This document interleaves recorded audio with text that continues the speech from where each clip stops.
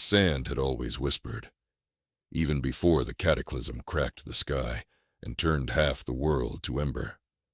But what remained afterward was not a whisper. When the scalding winds combed the dunes, the desert sang, a long metallic moan that curled inside skulls and scraped minds raw. People called it the chorus of glass, yet the word chorus suggested beauty, harmony. Nothing about the sound was harmonious. It clawed at thoughts, turning memory to paste, willpower to dust, and finally, the listener to a staggering shell who walked out beneath the sun and never returned. Zara of the Scaled tribe had mapped that sound for most of her 27 years. She carried slates etched with curving lines, contours of pitch, amplitude, and lethal exposure time. Some dunes crooned low, slow notes that could be endured a night. Others shrieked in jagged octaves that dropped a camel in seconds. No one but Zara could read those slates, but the tribe followed them the way their ancestors once followed rivers. Now even those routes were failing. The glass sand had grown fickle, its frequencies more fevered, migrating like locusts. 2 moons ago, children inside triple-layered tents woke screaming, blood seeping from their ears. Zara's sister, Suri, the tribe's only midwife, stumbled into the open in a trance of agony. By the time Zara fought through the canvas to drag her back, Suri's eyes had gone milk gray, and a smile, too broad, too impossible, split her face. She died humming the same pitch that had killed her. The elders summoned Zara that dawn. They sat around a brazier of burning saltbush, whose smoke dulled the edges of the chorus. Heads wrapped in copper-wired cloth, they looked like relics waiting for burial. "There will be no next generation, cartographer," said Elder Husty.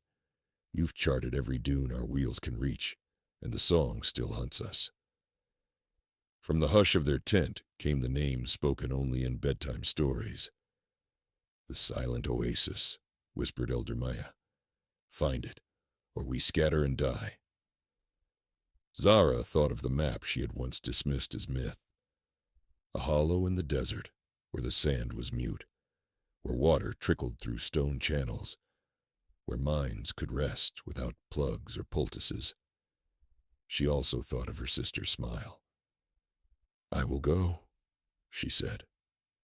The tribe gave her the best they had left, an ash-wood sledge, 3 skins of water, thick with algae, smoked jerboa, and a battered field harp, whose bronze strings could test sonic nodes. More precious than all of it were the bone plugs in her ears, carved from long-dead oryx and coated with beeswax. They filtered the chorus to a survivable hiss, but they also made the world distant, as though she had already become a ghost. She set off at dusk, when the wind lulled and the sky bled orange over the dunes. Her only companion was an old camel named Thread. Thread's hearing had gone the year before. The beast walked placidly through notes that toppled younger animals. Zara envied him. During the first nights she followed the hushed valley, an arroyo whose steep walls dampened the song to a low tremor. She measured every league, marking the shale with pigment from crushed beetles. Where the frequency rose, she etched warning sigils. At dawn, she buried herself and the camel beneath thermal blankets to sleep through the furnace hours. Dreams came thin and strobing, interrupted by distant keens that pried at her plugs. On the 6th night, a dust storm blotted the stars. As the wind rose, the sand began to vibrate. Usually the chorus remained a single tone, but now it split into 2 competing frequencies, one deep as thunder, the other thin and slicing. Zara's chest rattled. Her teeth sang. She jammed her hands over the plugs, but fingernails could not muffle what bone already carried to brain. Thread bawled and tried to bolt. The sledge overturned, spilling the harp, the water, her slates. Something streaked behind the grit, a lantern bobbing in the maelstrom. A figure emerged, tall, robed, face swaddled in crimson gauze. Around the stranger's ears hung slabs of lead. "Shelter!" the stranger shouted, the word warped by the storm. Zara hesitated, then staggered after him into a shallow cave hidden by a lip of rock. Inside, the wind still howled, but the sand no longer scraped her mind raw. The stranger unwrapped his face. One ear was missing. A scar ran where it had been. "I'm Karif," he said, monk of the mono-silence. Zara knew rumors of monks who severed their own ears to escape the chorus. She bowed thanks. "I am Zara, cartographer of the scaled tribe." Karif studied the harp she had retrieved. "You seek the anti-note," he said. "We seek the same." He drew in the dust, an overlapping pattern of circles. "We believe the Oasis sits at the node where opposing frequencies cancel. I know a partial path, but wander in loops. My missing ear spared my sanity, yet robbed my direction. You," he tapped her rolled maps, "can give the desert shape." Zara considered. Alone, she had knowledge of distance. He possessed knowledge of silence. "We walk together until our paths divide," she agreed. For 12 nights they traveled. Karif taught her to read the wind's texture with fingertips, to sense faint cancellations that hinted they were nearing a null point. In return, she shared her slates, explaining how pitch lines curved around dunes, the way isobars encircled storms. Karif laughed often, a sound of pure delight, strange in such a world. Zara found herself joining, yet the chorus fought them. One dusk, as they skirted the glass wastes, a stretch of dunes fused by ancient fire, the sand did more than sing. It resonated in visible ripples, like heat itself were a string plucked by a cosmic hand. Karif fell to knees, pressing his remaining ear to the ground. "A new harmonic," he gasped. "If it reaches the tribes, none will stand." Zara threw the harp's strap over her shoulder. "Then we must reach the Oasis first." They continued, leaping cracks that exhaled searing air. Sometimes pillars of fused quartz jutted like organ pipes, each emitting its own note. Karif showed how to strike a pipe with a bone mallet, setting off a counter-vibration that carved a brief pocket of quiet. Within those moments they ran, hearts pounding. On the 15th night, they discovered a ruin. Squat metal domes, half buried under dunes, marked with the sigil of an eye above a wave. The entry hatch stood open. Inside, stale darkness blanketed concrete corridors. They found a control room cluttered with screens bleached by sun through a ceiling fissure. Amid the debris lay a crystal drive. Zara wiped dust from a label. Acoustic field cancellation, test logs. Karif's good eye gleamed. Proof the ancients sought the antidote. Perhaps they succeeded. They hauled the drive into a side chamber, where a generator still flickered with charge from dormant solar panels. Zara jerry-rigged her brass compass to the interface and powered the display. A hologram spun. Desert topography, overlaid with red spirals, converging on a point marked Silent Zone, Beta 3. Coordinates pulsed. Zara's breath caught. The silent oasis might not be legend after all. But as they copied the data onto her slates, a tremor shivered through the ruin. Sand poured from cracks, carrying with it a deeper drone. The building itself had become a resonance chamber. Concrete split like eggshell. They dashed outdoors in time to watch the domes implode, leaving only a crater where new notes warred for dominance. "Whatever we carry," Karif shouted over the din. "The desert wants buried." Zara clutched the slate with the coordinates. "It will have to try harder." They angled southeast, guided by the hologram's memory. 3 nights later, The horizon rose steeply, the dunes breaking into serrated ridges. Black sand glimmered, jagged as slag. Zara tested the air with the harp. The strings barely quivered. The chorus here was thin, uncertain. Karif smiled, tears shining. We near the node. The ridge dropped into a depression a mile wide. At its center, a ring of basalt pillars supported skeletal turbines. They turned lazily in cool currents rising from below. Between the pillars shimmered water, an oblong pool reflecting constellations. No sound touched the hollow. The shift from relentless hum to absolute quiet was so abrupt, Zara staggered. She pulled the plugs from her ears. Nothing. Not the pulse of her blood, not the rasp of her breath. It was as if the world held itself unnaturally still, waiting. Karif knelt, hands trembling. The silent oasis. They descended. Zara tasted the air, sweet with unseen growth. Small white flowers crept along the pool's edge, petals luminous. She dipped her hand in water cool enough to ache. In a grotto beneath the turbines, they found machinery humming on residual power. Arrays of speakers ringed the basin, each angled to reflect sound waves into their opposites. A single rust-eaten plaque read, Sonic Phase Canceller, property of Eidolon Research. Zara leafed through a shelf of intact manuals, scanning diagrams. The system harvested the chorus through micro-vibration collectors, converted it to electrical energy, then emitted an inverted waveform strong enough to nullify local acoustics. Self-sustaining? She murmured. An island of calm in a sea of madness. Karif stood at the pool, tears darkening his cheeks. We could bring my monastery here. Your tribe, all tribes.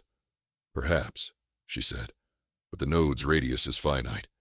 Those beyond would still fall. Karif walked to the turbines, tracing a blade. Then we build more cancellers, seed them until the desert is hushed. Zara's gaze drifted to the manuals. One page showed a portable prototype, small enough to carry, powerful for a few hours. A seed indeed. Yet a deeper worry gnawed her. Machinery corrodes, bearings seize, software glitches. What if the cancellers failed, and everyone inside lost their plugs and guards in blissful relief? They would go mad before the first repair. She voiced her doubt. Karif listened, silent a long time. Every refuge tempts complacency, he said at last. But wanderers cannot live forever with knives in their ears and death in the wind. Zara looked again at the water, the lilies, the turbines silhouetted against starfire. For the first time since Suri's death, she felt her pulse slow to something like peace. Complacency or not, the oasis was salvation. She gathered 3 tasks in her mind. Take proof back, guide the tribe here, return with engineers, or become one herself, to keep the cancellers alive. She explored the vault beneath the main array, and found a stack of silvery discs sealed in vacuum packs. Spare emitters. She tucked 2 into her pack, along with seeds from the flowers, vials of water, and a pebble of black sand to show the children. Karif decided to remain and study the machinery. Go, mapmaker. I will tune the song while you herald hope. They embraced, an awkward, joyous clutch. As Zara climbed the ridge, silence gave way to the distant murmur of the chorus, shocking after the hush. She replaced her plugs, heart steadied by purpose. The trek back was harder. The chorus, angered perhaps by the stolen quiet, layered new harmonics. Twice she felt the bone plugs vibrate so hard they threatened to shatter. At a ravine, she met scavengers clutching rust rifles, eyes wild from half-filtered notes. They demanded water. Zara offered instead a moment of hush. She activated one of the spare emitters. A bubble of quiet wrapped them. So sudden the men dropped to knees, weeping. When the charge died minutes later, they let her pass untouched, reverent. 6 weeks after leaving, she topped the final dune and beheld the scaled tribe's caravan, circled like a wounded serpent. Canvas flapped. Camels bawled. The chorus around the camp was a shrill, ceaseless drone, murderous even through her plugs. Zara sprinted down, waving the basalt pebble. Guards stared, unsure whether she was real or another mirage. Inside the elder's tent, she laid her maps, the manuals, the seed emitters. She described water that sang no death, lilies that glowed, turbines that swallowed madness. She showed them the portable device, its casing still thrummed with the memory of silence. Elder Hosty, voice ragged, said, "We have believed in many fables. Why trust this one?" Zara unstoppered the flask and poured water into a bronze bowl. Even through the plugs, she sensed its stillness, a presence of absence. She removed one plug. Nothing but her breathing. The elder's eyes widened. One by one, they uncovered their ears. For a span of heartbeats, the chorus seemed to hold its breath. Faces softened, shoulders eased. Some laughed, some wept. After half a minute, Zara gestured urgently. They resealed their ears. The drone crashed back like a collapsing cliff, but the moment had been enough.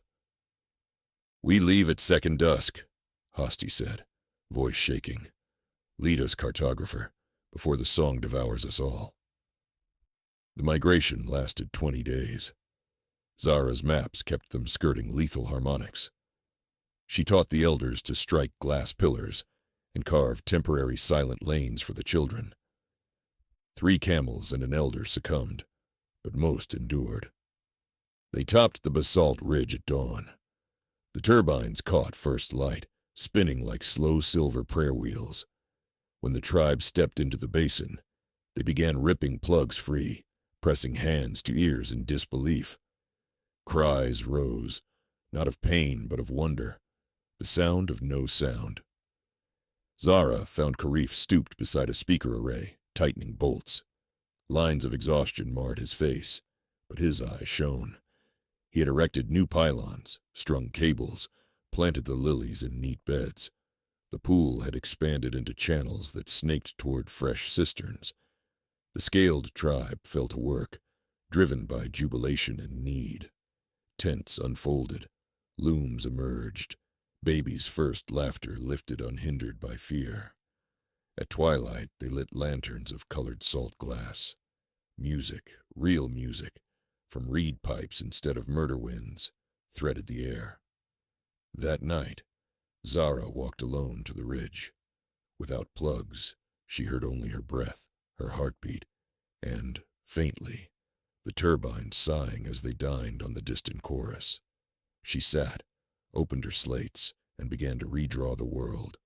Not dunes and death zones, but corridors of quiet yet to be sown. The map would guide engineers to new nodes, monks to new monasteries, tribes to new homes. She thought of Suri. The memory of that terrible smile no longer stabbed. It simply existed, a contour on the map of her life. Zara spoke into the emptiness. "Rest, sister. The desert will hush now." Below, children's laughter rang, startling in its purity. Above, the stars spilled silver across the dark, each a pinhole through which the old world watched their persistence. Zara touched the basalt sand, cool and perfectly mute, and let silence tell its story to her bones. Tomorrow, she would measure wind angles, test emitter loads, train apprentices. Tomorrow there would be new notes of danger, new lines to draw. But tonight, the only thing that sang was her own heart, and its song was not deadly, but alive.